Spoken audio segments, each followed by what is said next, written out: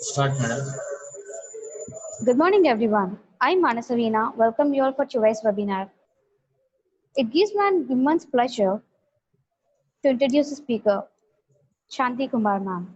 Shanti Kumar brings her close to 3 decades of corporate experience in immigration and international travel.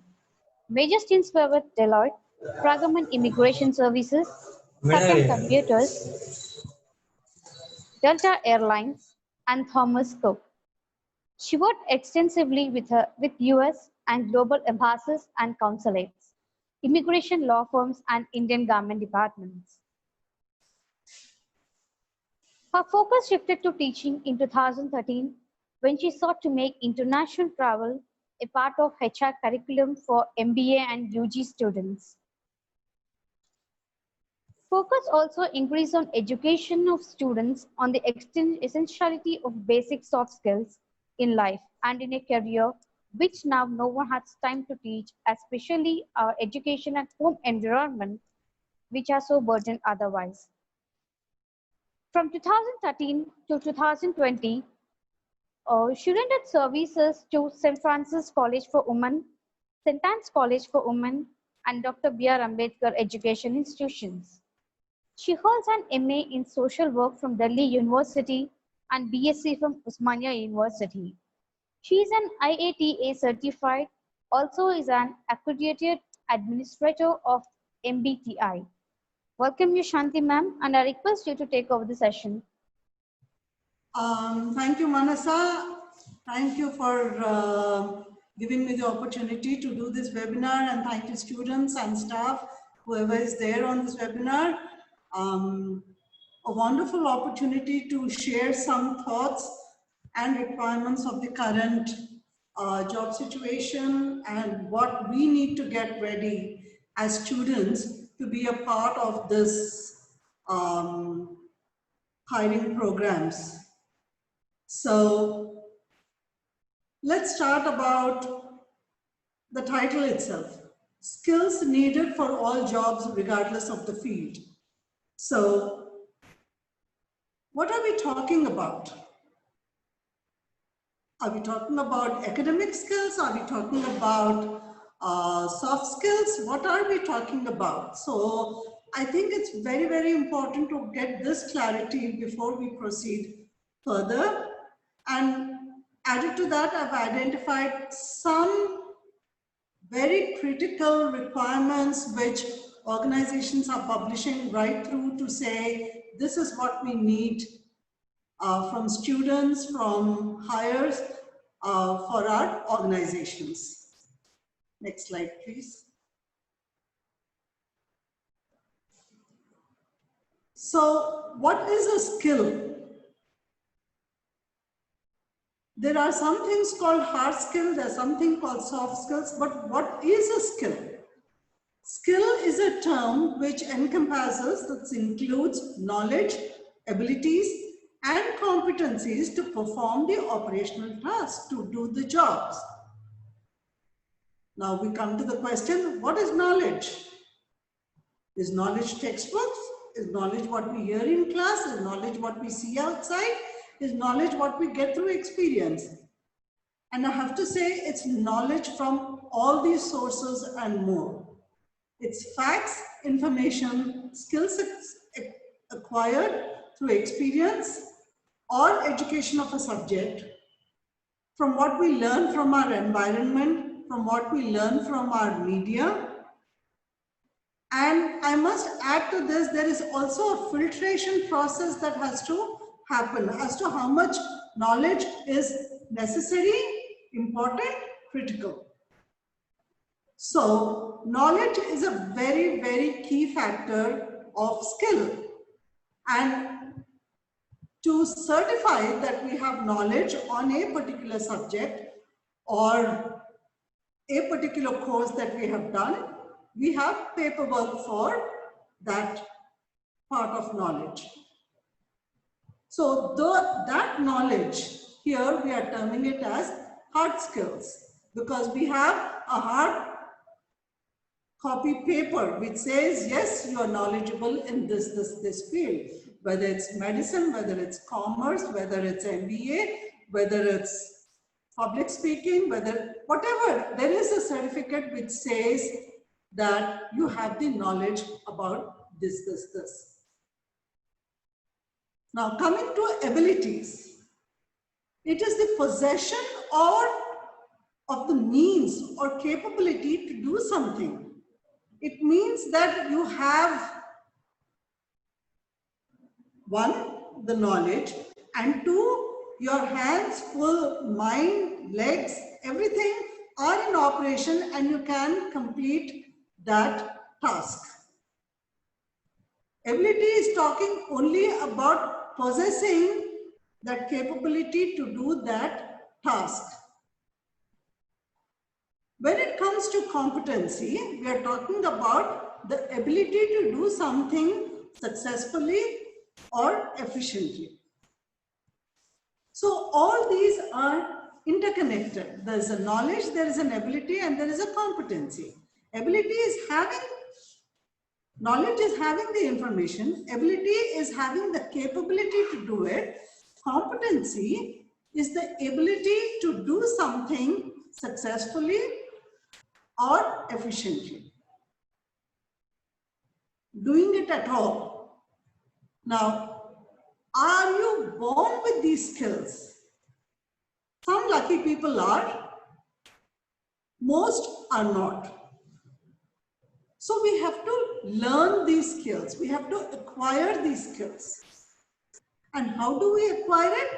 Again, by going through courses, by learning through YouTube, by working somewhere, you absorb these learnings.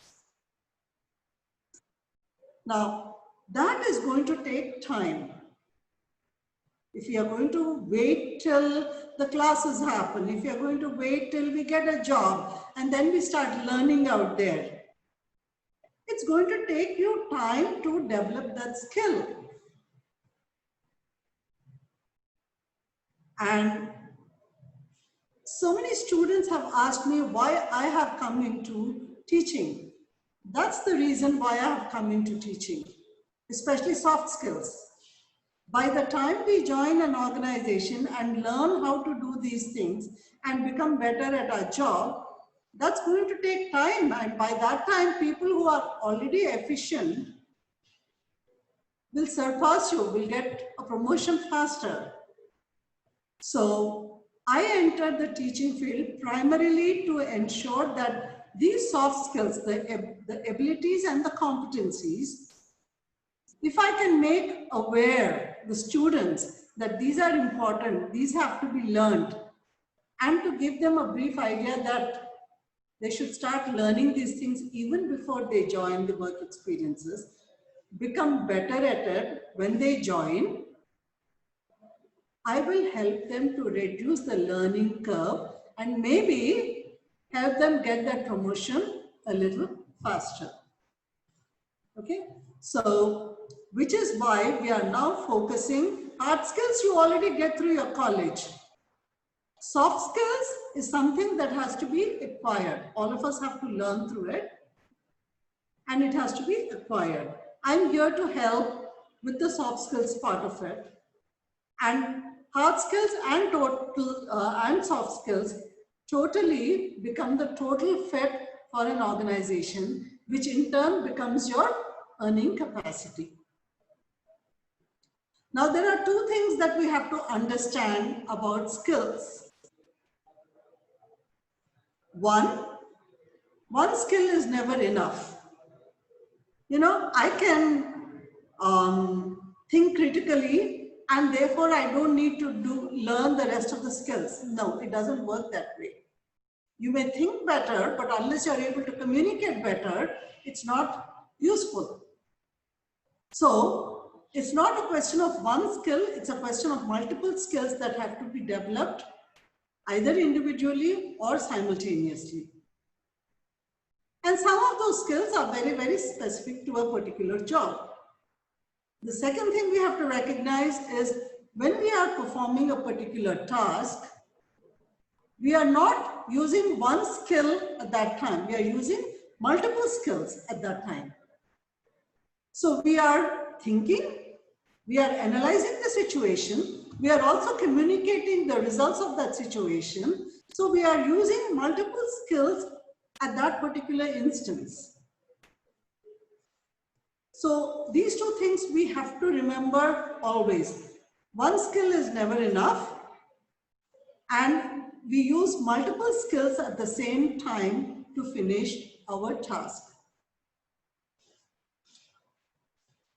Always remember this acronym, ASK, ask, always seek knowledge.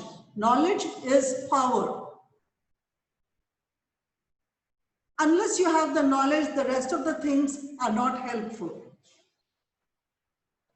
Whether it's knowledge of the subject or whether it's knowledge as to who is good in the subject and who you can reach out to talk about this subject, knowledge is important. Knowledge is not just books or subject matter or the botany or the zoology or the commerce. Knowledge is very, very wide.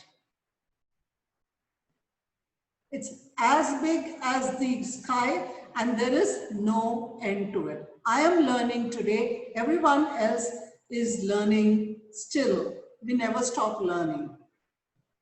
Now, just to start with, previous slide, please.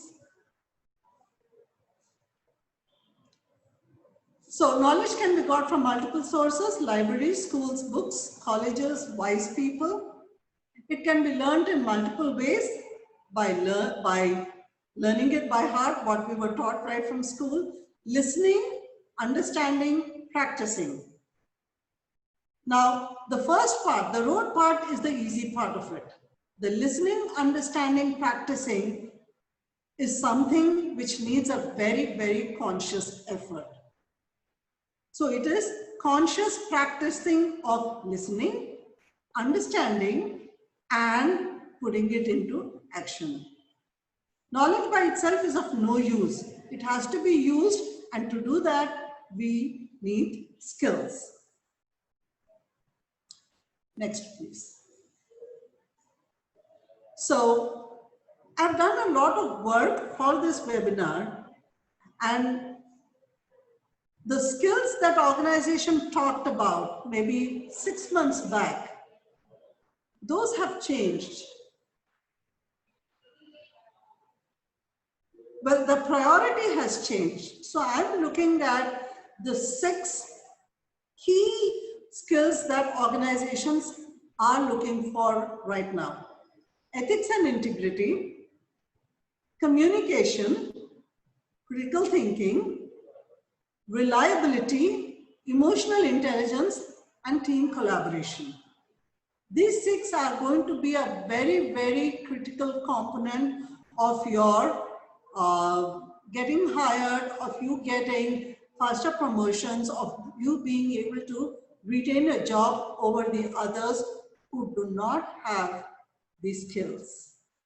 So let's talk about ethics and integrity. Are they the same? Do you think they are the same? How many would say yes?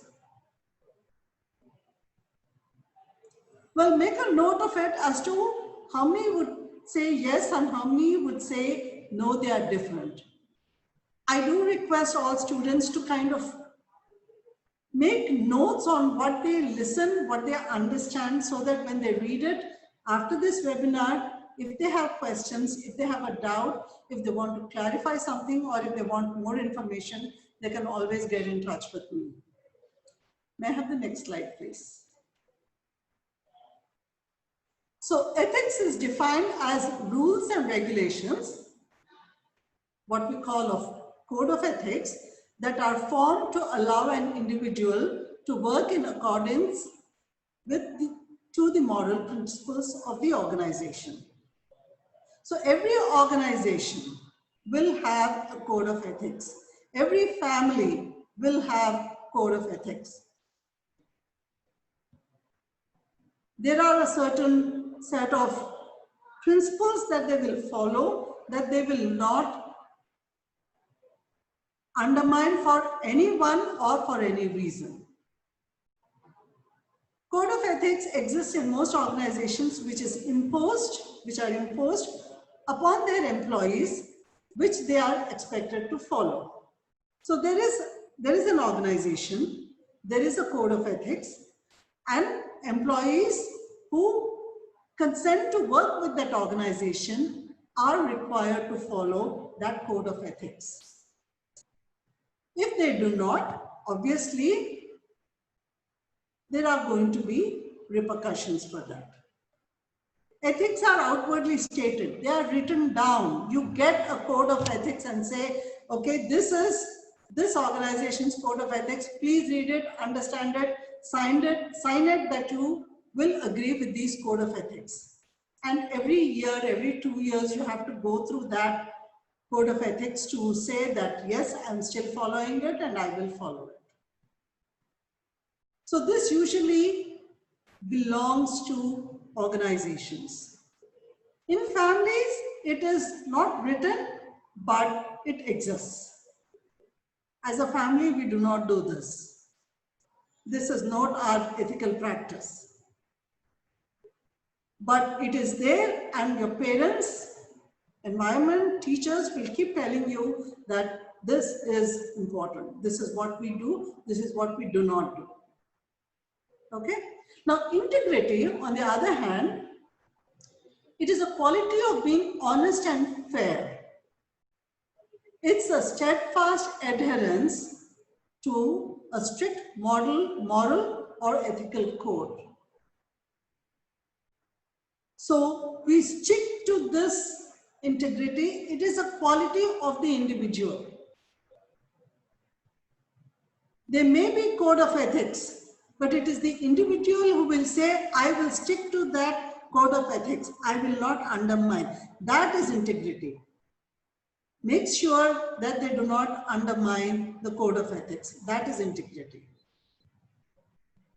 It's a set, and they follow certain principles, right? So what is principles? It's a set of guidelines that guide the behavior of an individual, whether in any organization or not. So whether you're in the college or not, whether you are in the school or not, whether you're at home or not, there is a set of principles.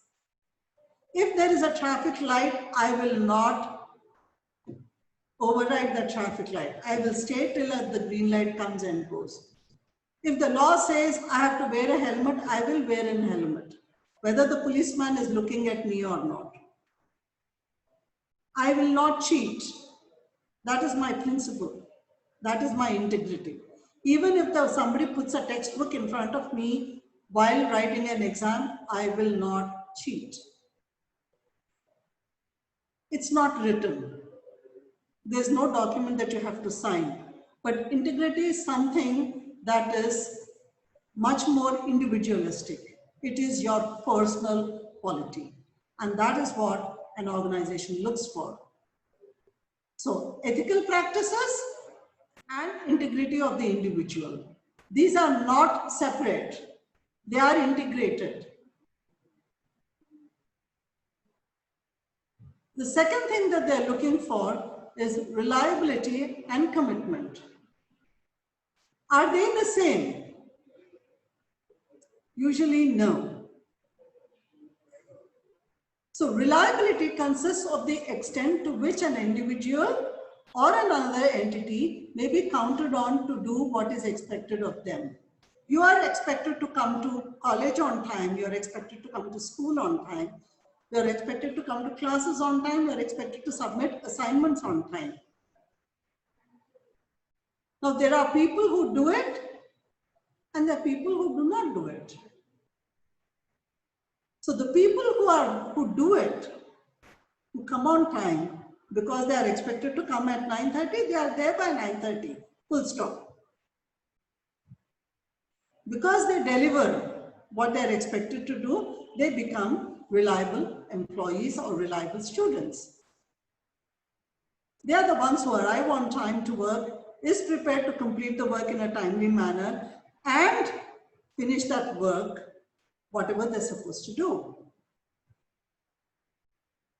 So, reliable employee and reliable people who can be trusted to follow through and deliver the expected job, people who we trust with bigger things.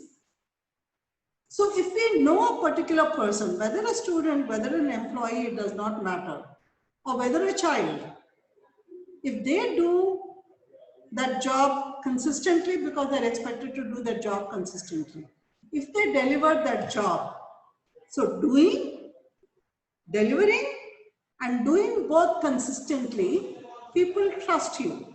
So when people trust you, you get bigger jobs, bigger projects. Organizations start relying on you. Project managers start relying on you. Your managers, your parents start relying on you. On the flip side, it is also possible that you get overburdened with work because you're reliable. But just because you get overburdened with work doesn't mean you do not become reliable. Look at it as a bigger opportunity for you. If you're reliable, if you're trusted, yes, you will get more work, but remember, you will play a bigger role in the organization. Commitment, on the other side, it is the enthusiasm that an employee brings towards their job, towards the organization. It is a responsibility that they have to fulfill that goal and mission of the organization. Committed employees are more determined in their work. They show high productivity and they're more proactive in their support. Now, what do I mean by that? They feel that they have to complete the work because somebody is relying on them. So they are determined to complete their job because they do not want to become unreliable. They show high productivity. They produce more work. And they're more proactive. They don't wait for a thing to happen for them to start working on. They'll say, okay, I've done this, but I need to do this tomorrow. But let me start doing some research on that. Let me start doing some homework on that. So reliable and committed people are what organizations are looking for as a skill. Some people come with these skills as an inborn skill, but it is not hard to acquire. The minute you decide, today you decide that I am going to be one of the reliable and committed student, an employee. Trust me, you can take yourself much higher, much forward, much faster. Next slide, please.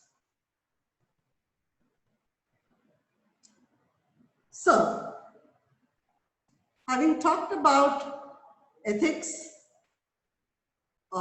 integrity, reliability, and commitment, let's talk about the more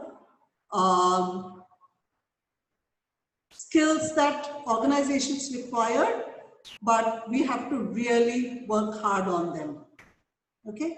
In my last webinar, I'm not sure how many of you attended, but we actually talked about two things. And it's a paradox, it's irony, because the government is struggling to put students in employment. Organizations need people to employ. While the people are there in India, they're saying the skill set is not matching our requirements. And what is one of the biggest skills that they are talking about, which is lacking? Communication. Communication is not just talking. Communication is much beyond talking. Communication is a two-way process of understanding, mutual agreement, mutual understanding. When I tell you talk about this whole webinar, I am just one way communicating.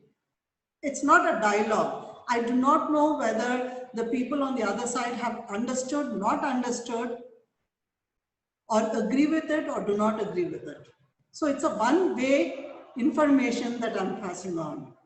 But communication is a two-way understanding. What are the means of communication that we are talking about out here? We are talking about verbal, which is we are talking. Now, how we talk, there are different modes. We write. Do we write letters? Do we write emails? Do we write text messages? WhatsApp messages? Or just small notes and leave it for people? But whatever. Written is also a big portion of communication today. Reading. Everything that's written is being read by somebody else. Now, how they read it, how they understand it, is very, very different. It depends on the person who is reading it. It depends on the situation where that person is reading it. So reading is again a very important part of communication because it is the understanding by the person who's reading it. Listening and non-verbal. Do you have any idea as to why they both are in red? Because we pay the least attention to it, and I want to highlight that these are very, very critical forms of communication. And I'm going to talk a lot more about these than the other three. Okay, so when we are talking about verbal communication, what are the means that we are talking about? Face-to-face, video conference like how we are doing it now, on the telephone, without a video conference, we are talking to a person whom we know, we might not know. So it's very important as to how we talk, how we use the words correctly, the tone that we use when we are talking to another person, the emotion that you are using when you are talking to another person.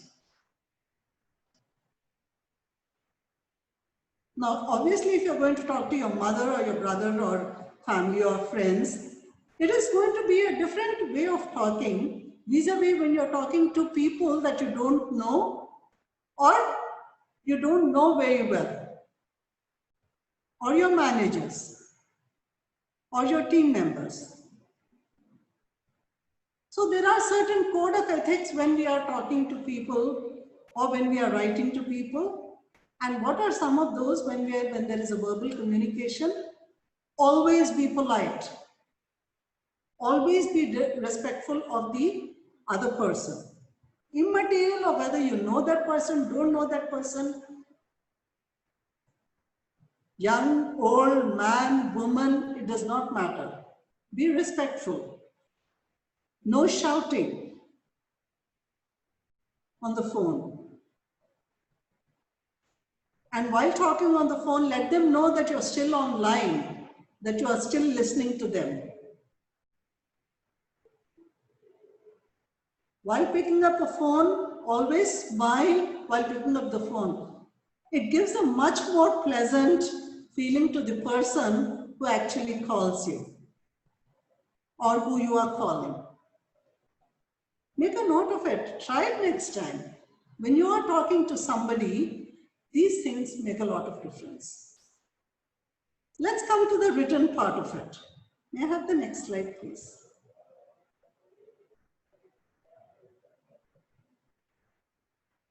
So writing is not just words, it's a skill. Why do we read books? Why do we read some books and not the others?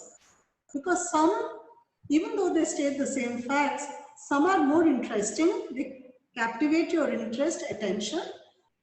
Some are like, oh my God, I have to go through this, let me finish it.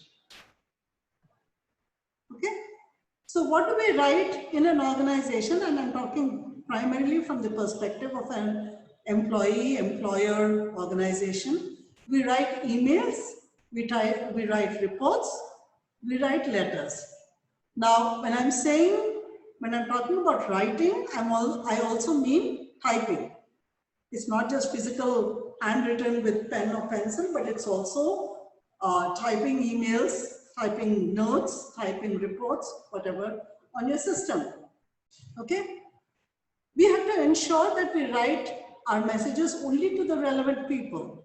Just don't include a whole lot of people into your mail who need to know or who don't need to know your information. So find out who needs to have this communication. Make sure your subject line is correct in the subject line and it relates to the email that you are writing. Addressing. Do you know that person? How close is that person to you? Is it your team member? Then you can address them by name. If it's a senior, you could write either dear sir or dear Mr. So-and-so, dear Mrs. So-and-so, or hello Mr. So-and-so. But your addressing has to be correct. You must have the correct titles. Content. Short, but it must have its impact. So you will have to put that much more energy and mind into making your email, report or letter impactful, yet nobody wants to read pages and pages of it. Nobody wants to read pages and slides of presentation.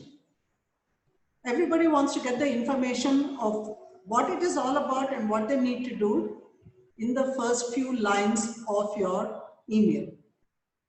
So how will you get that? You must answer all the W questions. Who are you writing to? Why are you writing? What are you writing? When do you want the action to take place? How will the action take place? And who's going to act on it?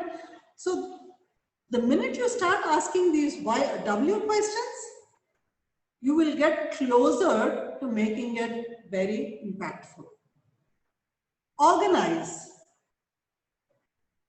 So HR people, most people may know what an SOP is, but not everybody, not the newcomers, not the interns. So writing acronyms is not a good idea. SOP, statement of purpose, statement of procedures. Okay, so these are some things avoid. Previous slide, please.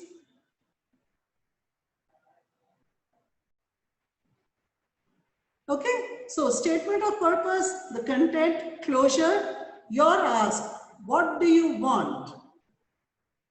Don't forget to mention that, otherwise people will be confused as to why you are writing this letter. Respect and restraint. Please be careful about the words that you use. Always, always, always be respectful. And remember, anything that you write, whether it's an email, whether it's a letter, it is a written document. And it is proof of everything that you have said. Please be very, very careful. Okay? Please proofread your email for corrections, spellings, grammar, or just the words that you would like to change. A little more impactful words, less impactful, whatever, but please make sure you proofread that. Make sure you mention your name, details, and sign off. And why am I talking about writing in this webinar? Because it's a very, very important part and quite a few of us do not do it correctly. And all these things are applicable even for your WhatsApp messages, text messages. Do not use the shortcuts which we use with our friends and who understand. When you're writing as a professional, please adhere to your letter writing formats only.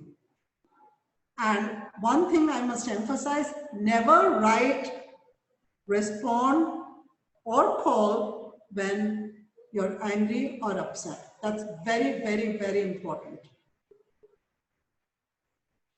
Next slide, please.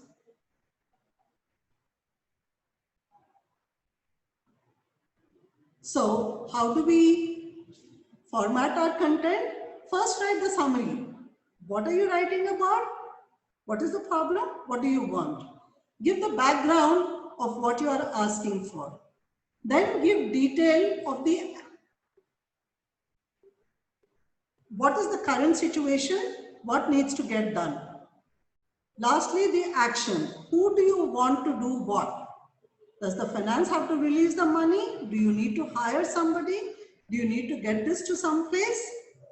If yes, do you need the money or do you need the transport? What do you need? And end it respectfully by saying when you need it and with your contact details. Next slide, please.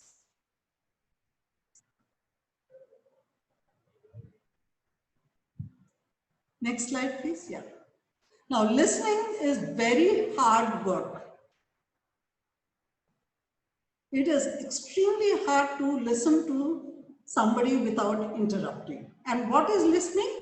Listening is hearing. You hear the words, you interpret that meaning, and then you respond to that message. Now, this whole thing depends on the situation, when you hear this, and the mood and the ego of that person. It requires patience and non-egoistic state of mind. The same joke in one instance seems like a joke, but if repeated or if it is said in another instance, you might get hurt. Somebody else might get hurt. And you're wondering, hey, I said it yesterday as a joke, they took it as a joke, but today why are they feeling so upset about it? The situation and that emotion of that person. This picture emphasizes that women and men do think differently, do listen differently, do respond differently. Never think that men will think like women or women will think like men. It will not happen. You just have to understand that each one thinks differently and maybe develop that kind of mentality rather than getting upset about whether that person is reacting the right way, the way you want them to react or not. Next slide, please. Listen with your eyes. You see body language. You hear the tone of the words that are being used. So what you see and what you hear, are they getting connected or not? If the words are saying, hey, this is great presentation, but if the face is saying how boring it is, you will know, intelligent people will understand that words don't mean much at that point. The facial expression says it all. So a lot of studies were conducted in this world, and they say 93% of communication effectiveness is by non-verbal, that is your body language, of which 38% is by voice quality, 55% by non-verbal communication, that is your facial expression and your body language. Next slide, please. So, how should your body be? Eyes. Look at the person who's talking to you. We have 2 ears and 1 mouth. That's to listen more and talk less. Hands. The more you move your hands, when a person is talking, the more you convey, hey, either I'm not interested or I'm nervous about what you're saying. Feet, they should be quiet on the floor. Body faces the speaker. Body is not turned towards elsewhere when the face is facing the speaker. It says, you know, I'm busy. You can keep on talking, but my mind is not on what you're saying. Brain, it has to think about what is being said. That is the listening part of it. Heart, caring about what the other person is saying. Hearing is just words. Listening is hearing the words and also caring about what the other person is saying. We become a better employee, a better student, a better human being if we are able to understand with our heart and our mind what is being said. Next slide, please. What are our barriers to communication? One is language and vocabulary. Verbal and non-verbal actions are not matching. So what I'm saying and how my body is behaving, they are not matching. Prejudices. Oh, that person is from Punjab, so I don't want to talk to that person. This person speaks Hindi, I don't want to talk to this person. Both attitude hai. These are all prejudices built in by our parents, our schools, our environments, our peers. She attends more classes, so she wants to show off that she's better at studies. I don't want to talk to her. Close mind. I don't want to do this. Never mind how illogical that action is. And then the last, you're not interested in that topic. Like this webinar, like these job skills. You're not interested in this topic, but you came because your organization expects you to. So these are the 5 barriers to communication, and you must identify. The first 4 is something that you can take action on. The last one, if you're not interested, too bad. But you know, any topic will add value to you later on. Any topic that you hear will never go wasted. It is all about knowledge. Next slide, please. Now we are talking about the next critical skill that organizations are looking at, critical thinking. We all think, but how do we think and how do we act on that critical thing is a very crucial factor that we are talking about. So let's define critical thinking. It is the ability to think clearly, logically, understand the connection between ideas that you get as a guide to a decisive action. So many things. There is hearing, there is thinking, there is logic, there is understanding from our perspective, from others' perspective. Connect all the ideas, we get multiple ideas from multiple people and use it as a guide to come to a decisive action. So can you imagine how important critical thinking is in life? Not just for employment, but every factor. Look at all the answers that you create.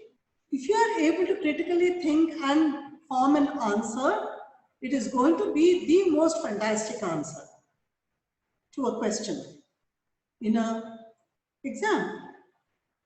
So the skills, now critical thinking itself needs some skills. Observation. Are you able to observe actions and facts? Do some research, get some facts. Analysis. So you have all the data now. How do you connect the data? Now, I suppose you have a class every Friday, okay, on skills. And I don't see you every Friday. Can I say you don't attend classes at all? No. So I will look at the attendance of the other classes. I will look at this class attendance, and then I will have the data in front of me. Then I will say, okay, this person is coming to all these classes. This person is not coming to this class only. So now I have to connect. If a person can come to these classes, why isn't this person coming to this class? Then I come to the conclusion, this class is not interesting. Then what do? Then I take action on that. So analysis is studying the above data and connecting them. Interpretation. So you analyze the data, you analyze the information and come to a conclusion. What is the conclusion? This person is okay with all other classes but is not interested in this class. Now, bias and subjectivity, those have to be removed. I have to stop thinking that person doesn't like me, so he doesn't come to class. Or she doesn't like me, she doesn't come to class.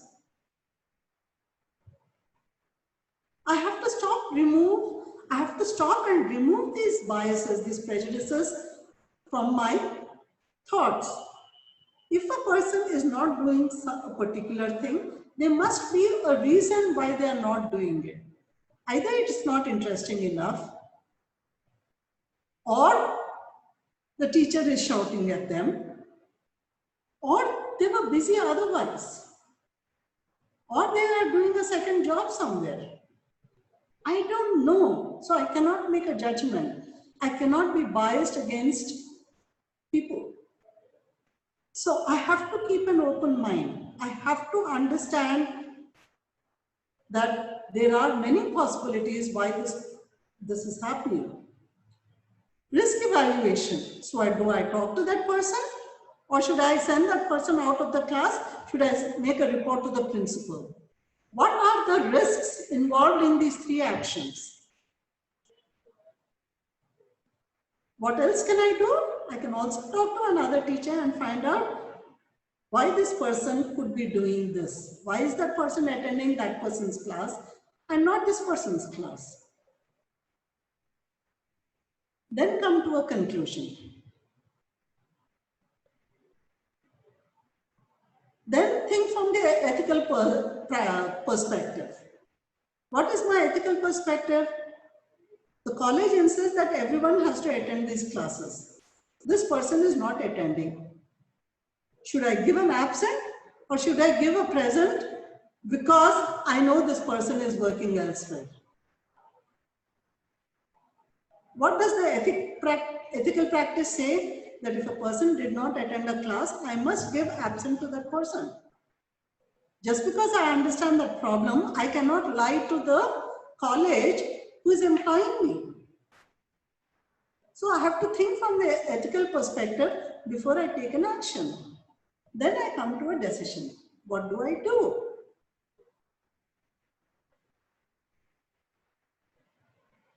What do I do first? And if that is not helping, what do I do later? So in this situation, if a person is not repeatedly coming to the class, I will talk to another lecturer first, give them some time, and if it's still not happening, talk to that person. If it's still not happening, I will probably have to go to the head of the department and say, hey, you know what? This person is not coming to class. But unless I do all the above steps, I cannot just come to a decision and say, I'll go to the head of the department and complain. That's not right. So critical thinking itself needs multiple skills. Skills of observation, analysis, interpretation of the data, remove biases, evaluate the risks, come to a conclusion, inference, think from the ethical perspective of the organization, and then make a decision on what action has to be taken. Is it right? Is it wrong about the decision? I don't know. If it is right, great. If it's not right, the next time I will have to change my strategy. I learn from that mistake. And that learning is very, very important. Next slide, please.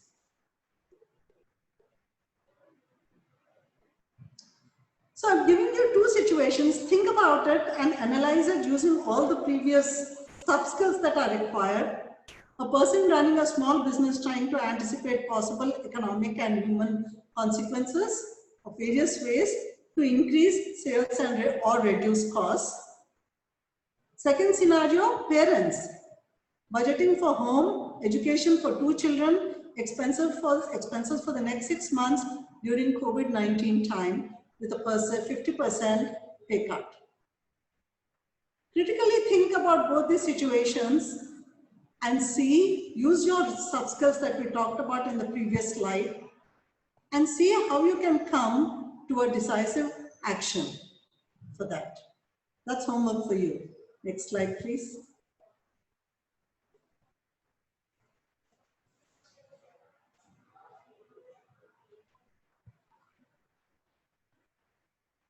May I have the next slide?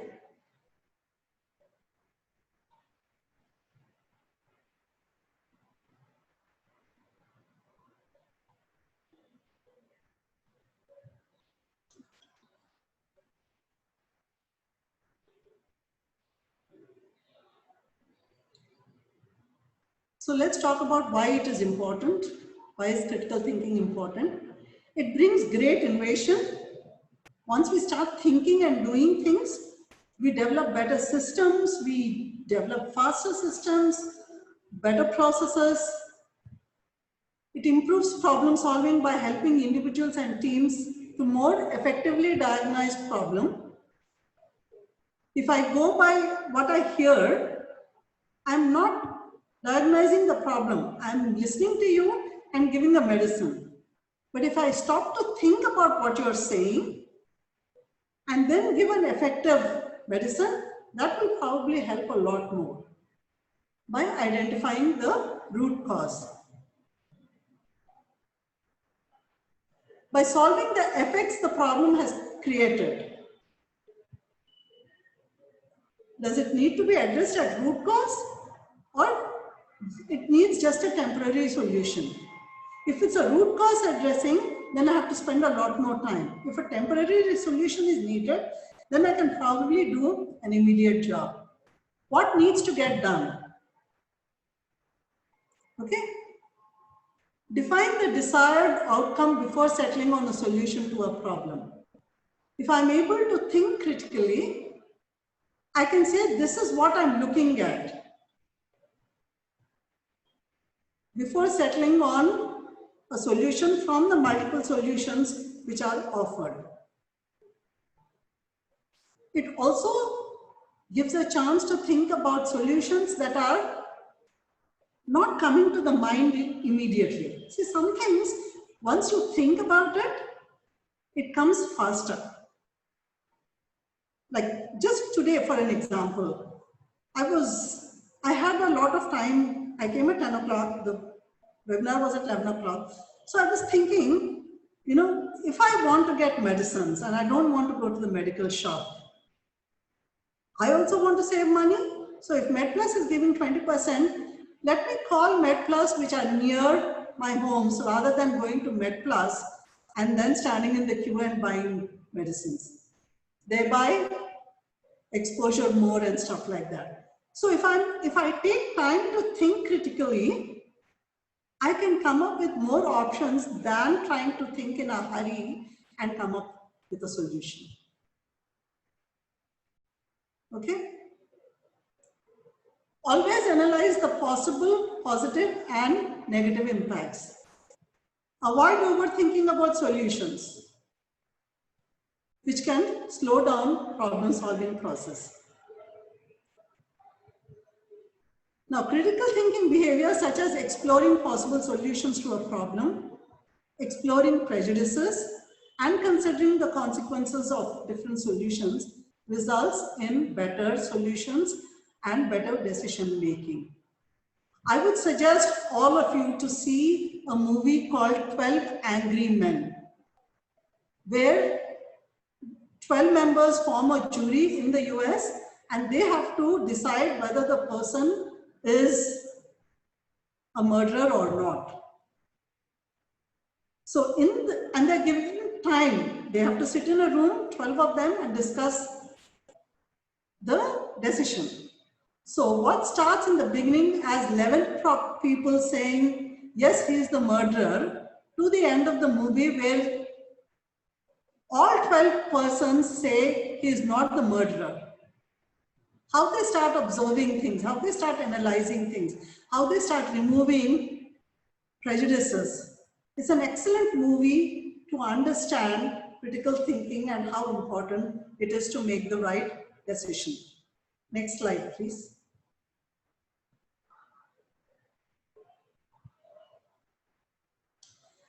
Now, having finished that critical thinking part of it, let's come to another important part called emotional intelligence. Okay, emotional intelligence is the ability to understand and manage your own emotions and those of people around you. You are not living on an island. None of us are living on an island alone. We live with people, we work with people, we deal with people on an everyday basis. People with high degree of emotional intelligence know what they are feeling, what their emotions mean, and how these emotions can affect other people. Below is there is a website where you can actually go and do an assessment of yourself to find out how emotionally intelligent you are. I would suggest do it just for your own information. Next slide, please. So there are two components and four aspects that we are talking about. One is recognition, self-awareness, and social awareness. How aware are we of ourselves? How aware are we of people and situation around us? Okay. Under self-awareness comes self-confidence, emotional self-awareness, and accurate self-assessment. I can do this. I am strong at this. I can lead people. I'm an individual worker. So self-assessment is very, very critical for self-awareness. For social awareness, we are looking at empathy. How can you understand other people's problems? We have to understand it from their perspective. When we are saying my right hand and my left hand, it will confuse the other people. So you have to say the right hand and left hand from the other person's perspective. Understanding the environment. So organizational awareness and understanding the environment will contribute a lot to your social awareness. This forms the recognition part of it. Then there is a second part of it, regulation. That is self-management and social management, social skills management. Self-management, we are talking about self-control, trustworthiness, conscientiousness, adaptability, how you are able to adjust to the external environment and how fast you are able to do it. Drive and motivation. These are things under your control. Self-management are managing things under your control. Now, social skills, whatever is happening around you is not under your control.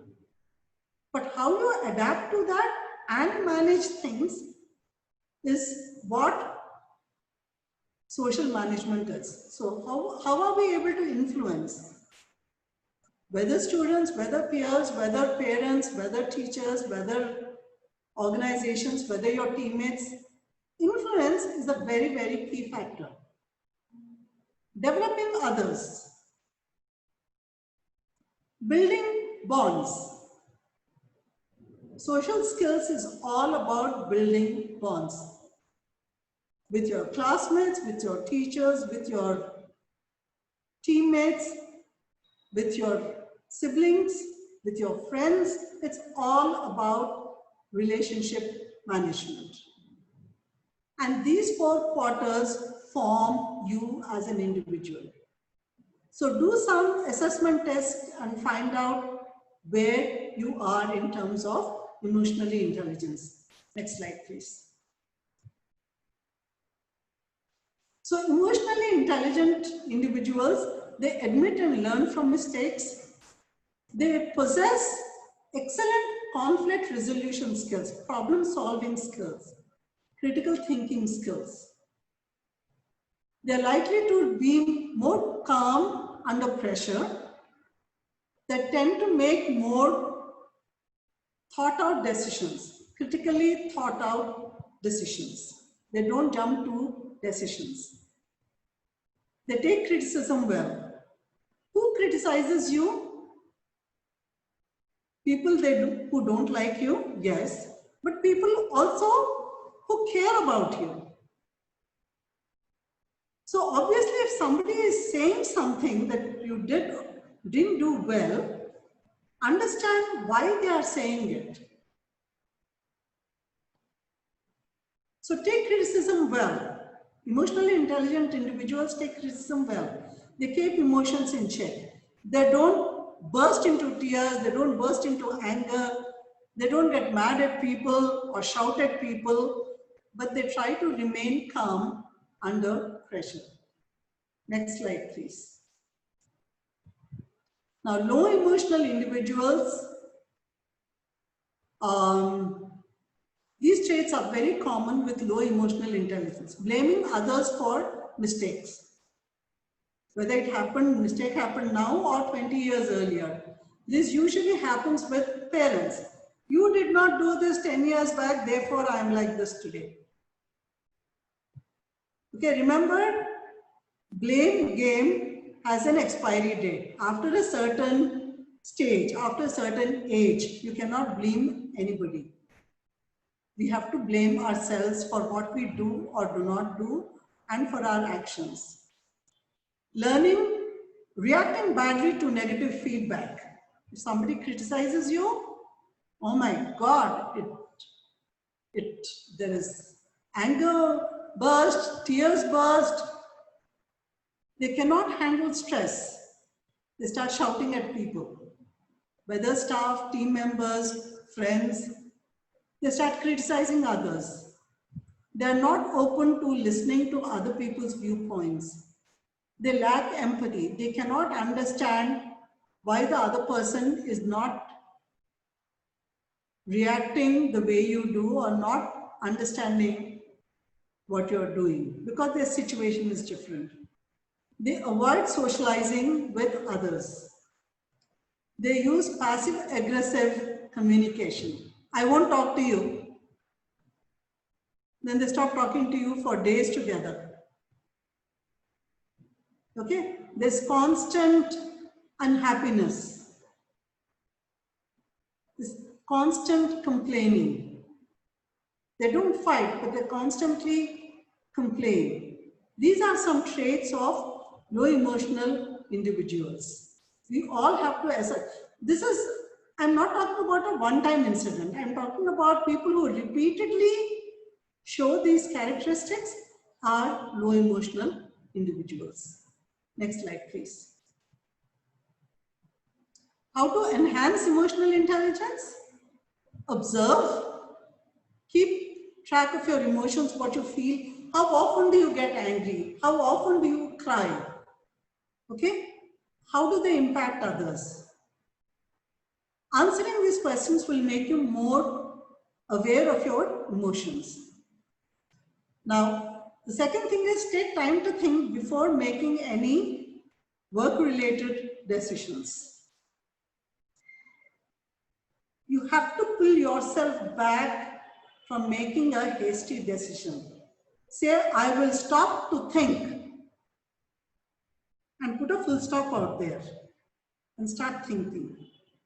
Listening is the third one that we are talking about. Try to listen to what other people are saying. If you don't listen completely to what the other person are saying, we tend to make a wrong decision or say a wrong thing.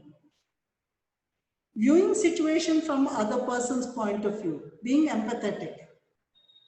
Okay, this forms a common ground between opposing viewpoints. Try and maintain a positive attitude. It's very difficult for low emotional intelligence to maintain a positive attitude, but it has to be cultivated. It is a learned attitude. The minute negative thoughts come to your mind, you have to put a full stop and say, I will not think about it now, and just go and do some other activity. Believe me, it helps. Focus on what you love and build internal motivation to become more active. Find a passion, find a love that you do, your painting, your music, your reading, your writing. Find a hobby, find a passion. It helps you to get rid of some of the negative emotions. Next slide, please.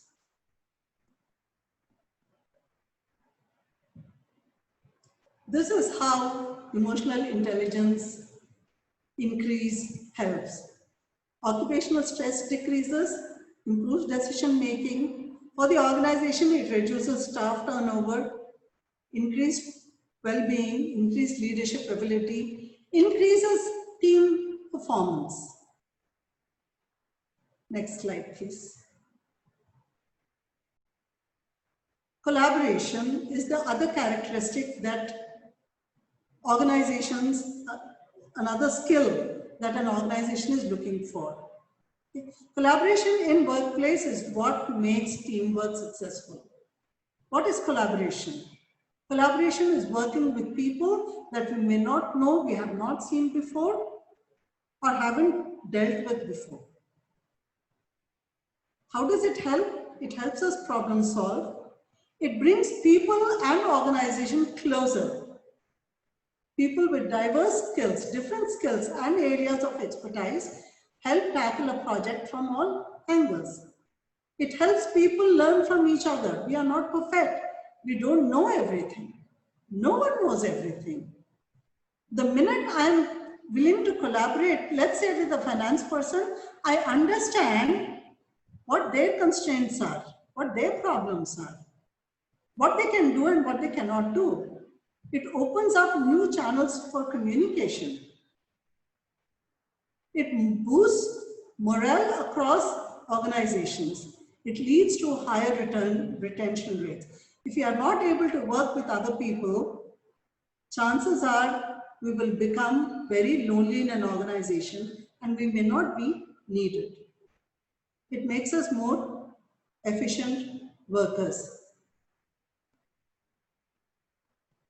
Okay? Now, a lot of students, I'm not talking about the people who play team games.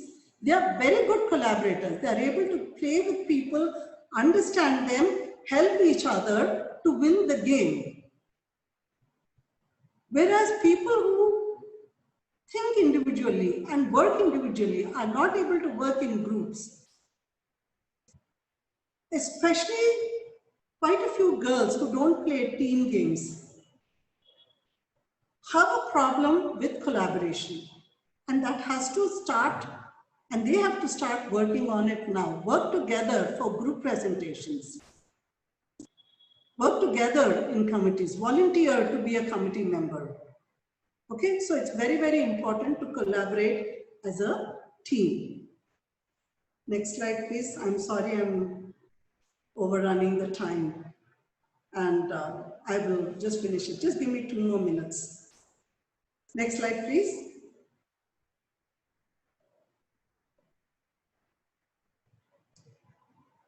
Okay, now this is a final slide just to make you understand that men and women think differently. They act differently. The results are different. Okay, whether it's communication, appreciation of credit, approach to work, questions, information, listening, dealing with emotional stress, men work very differently from women. I understand this recording is going to be there in your library. Please go through it. Please understand.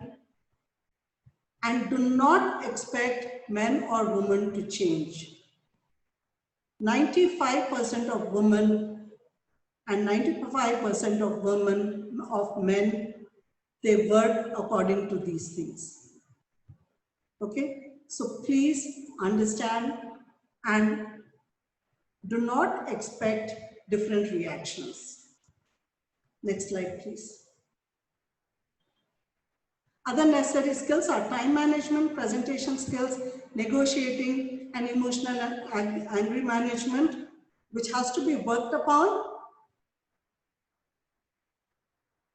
either by learning through YouTube or by attending webinars like this. Next slide, please. Yes, your questions, please.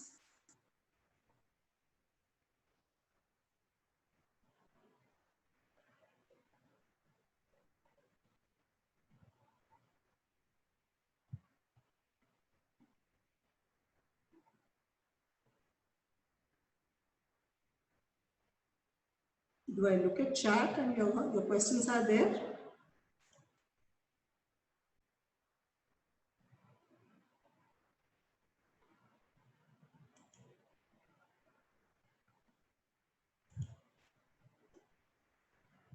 Hello, any questions?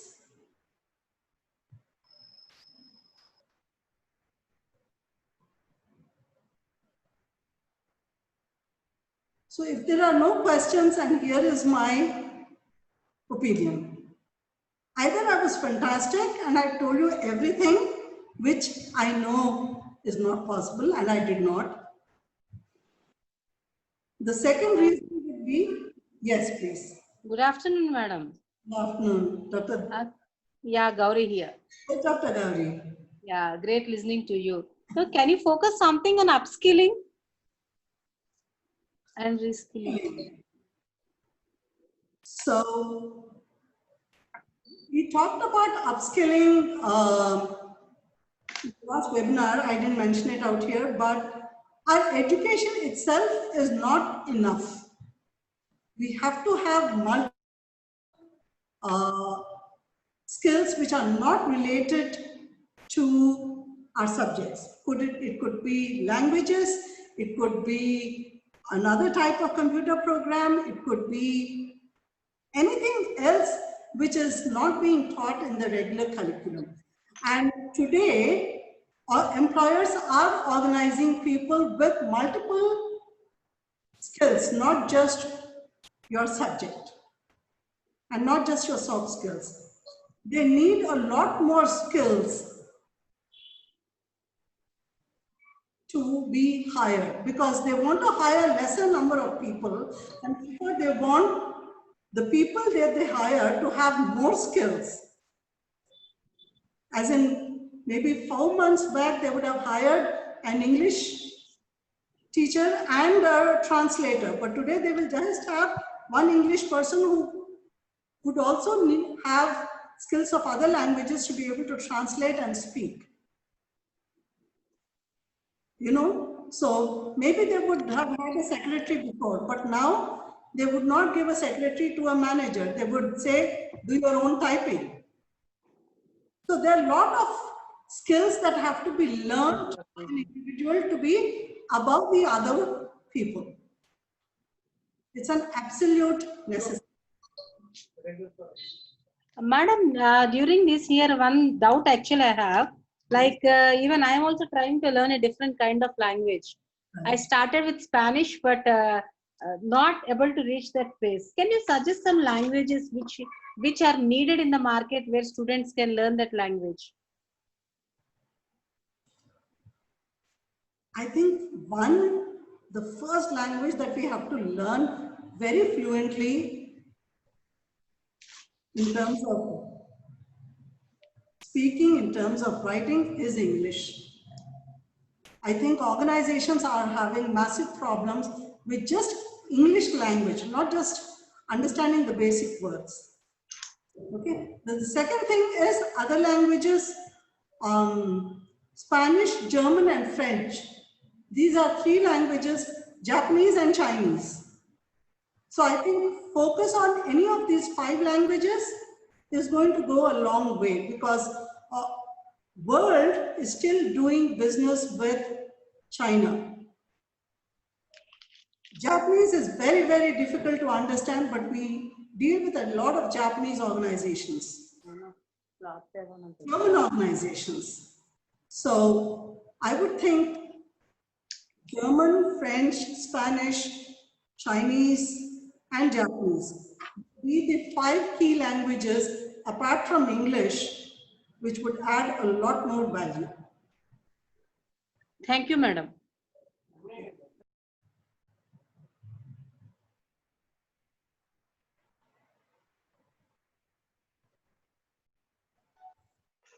Hello, Santosh here, professor from MSS Law College. Yes. Ma'am, the thing is, with respect to local languages, you just mentioned that German, French, Japanese, and all are important for international business. However, in the context of India, more than 70-80% of Indian population, they are unaware with English language. Correct me if I'm wrong with the statistics. So, to be able to connect to the people, rural India, and people within cities who are not aware of English language, what is the possibilities of creating employment and happiness through local languages within India and perhaps in other countries also, within Germany? I've been to Germany and France and all. In these countries also, they are unaware of English language. So there is a lot of scope to create employment and happiness through other languages. So here is my perspective, purely my perspective, okay? If you are a German living in Germany and they speak one language, maybe dialects will be different. But yes, it's so much more easier to deal in that country. Okay? Similarly, France, similarly, Japan, similarly in China, if you're living there and you are a citizen of that country and you know that language and you're born in that country and you're working there, it's so much more easier. But if I, as a foreigner, if I go to Germany, I can communicate to them only in 2 languages, because they also understand the importance of the universality of English. So I can either speak in German, which I have to learn, or I can speak English, which I hope they understand. Okay? Yeah. But in India, we have so many languages that if I go to Tamil Nadu, I will not be able to speak Tamil. If I go to Punjab, I cannot speak Punjabi, I cannot understand, even though it is similar to Hindi. So you see, what happens is in India, forget the reason why we still look upon English as a common language. You know, it just becomes easier if we know English. And if I'm working in Andhra or Telangana, and if I don't know Telugu, I run into a problem. If I go to Tamil Nadu and I'm working out there and I don't know Tamil, I'll have a huge challenge. Yes, ma'am. But if I go to the north and I don't know Hindi, I'll have a problem. You know, so why I'm saying English, yes, we can get jobs without English, but now that people are speaking more and more in English, and our MBA students, our law students, our students who actually want to get not small jobs, they want to get at least a minimum of 20 to 25,000 per month the job. The organizations which can pay this, unfortunately, do need English language. Yes, ma'am. Can I respond with something? Yes, please. So the thing is, example of just you said Andhra and Telangana. If a journalism student studies from St. Joseph in Abbots and he's studied everything in English, if she or he is trying to get a job, actually in media sector itself, there are more jobs in Telugu than English. They may be, I'm not denying that. And I'm not restricting it to one sector. I'm just, so if I'm in Hyderabad, in fact, I make fun of my friends who were born and brought up in Hyderabad, but they don't speak Telugu. And I'm saying, how have you been living in Hyderabad and not speak Telugu?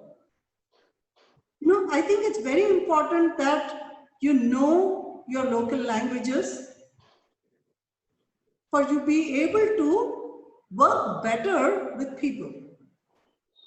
Absolutely, it is necessary. Okay, thank you, ma'am.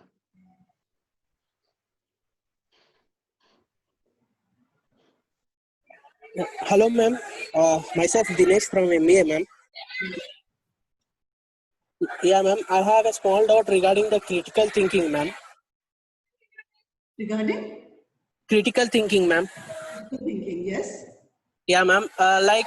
When we go for an interview, the interviewer asks a question which we are unaware of the question, ma'am. So, what is the best way we can answer that questions? So you're saying when you go for an interview, they ask you a question and you don't have an answer to that question. How do you answer that question? Is that correct? Yes, madam. Okay. So two ways you can do that. You can take a little bit of time to think instead of immediately saying, I don't know, or even showing in your body language that you don't know the answer. Maybe take 30 seconds to think about the question. Okay. And then maybe the right answer, not maybe the right answer would be, one possible answer could be, I'm sorry, I don't have an answer right now, but I can get back to you with that answer. I mean, if you know 100% you don't have the answer, you cannot give an answer to that question. So maybe you can try and say, I don't have the answer right now, but I can get back to you with that answer. And get back to them with the answer. You know, I mean, once you step out of the room, you should not forget to let them know the answer. Okay, ma'am. What can you do if you don't know the answer at that point?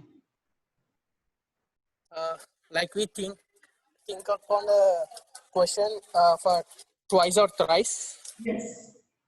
Or we can simply say that, can you give me some other question related to my knowledge? I would say this is a question I'm not able to answer right now.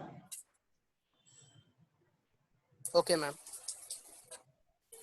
But take that little bit of time to think about that question so that the other person also knows that, you know what, this person is thinking about the answer, and if they're not able to give an answer, they said they will give back. Okay, ma'am. Thank you. Yeah.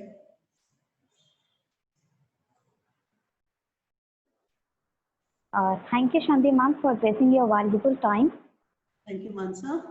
and spending a lot of time with our students regarding the skills and grooming them about the skills to be needed to get a job in the present market. Thank you so much Thank you. for being with us today. Not at all, entirely my pleasure. Thank you. Thank you, ma'am.